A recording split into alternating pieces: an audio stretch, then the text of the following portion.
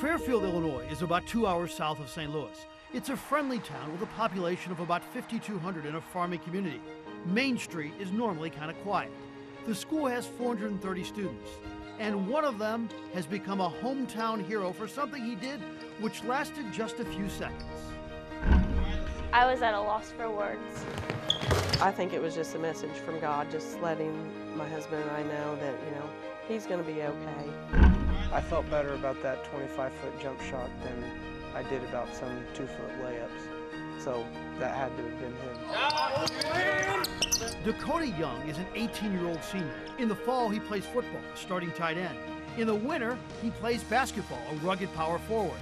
And in the spring, he plays baseball, a power-hitting corner infielder. One of 2 athletes in his senior class to play all 3 sports. But on September 21st, Dakota's life took an unexpected turn. I was just going too fast and I turned on an embankment. I came out on the first rotation, landed on the ground, and the ATV landed on my leg and broke it. All we saw was a group of people in an ambulance standing around. At the time, everybody was just like, he's gonna be in the hospital for a while. It was a bad break. On the 3rd day, he came in and said that there was just too much tissue damage. That wasn't what we wanted to hear, but I wanted him to be healthy, and just knowing that we had to have that conversation with him was probably about the hardest thing I've ever had to prepare myself to do, because he's just a kid.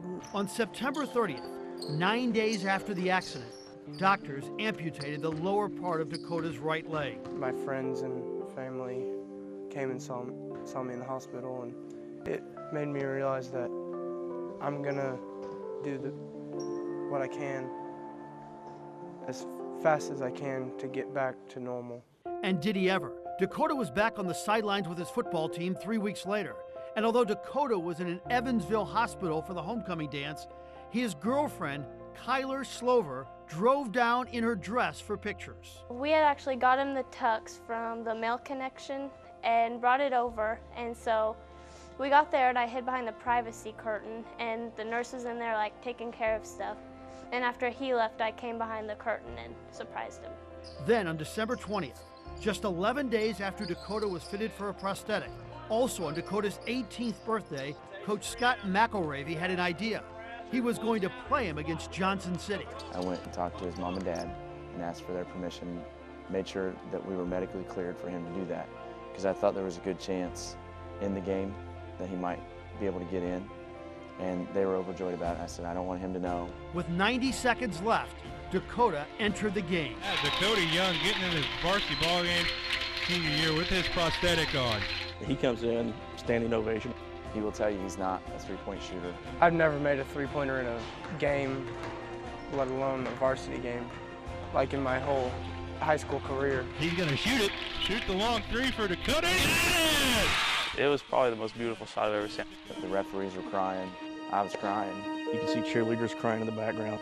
It was just a really beautiful moment. It was just so good to see, the opposing team, the Johnson City team, the players and the coaches, patting him on the back and shaking his hand, congratulating him. It was a life-changing experience, but it wasn't life-ending for Dakota Young. And you have a feeling, no matter how many times that he may fall, he's going to get up and find a way to come out on top.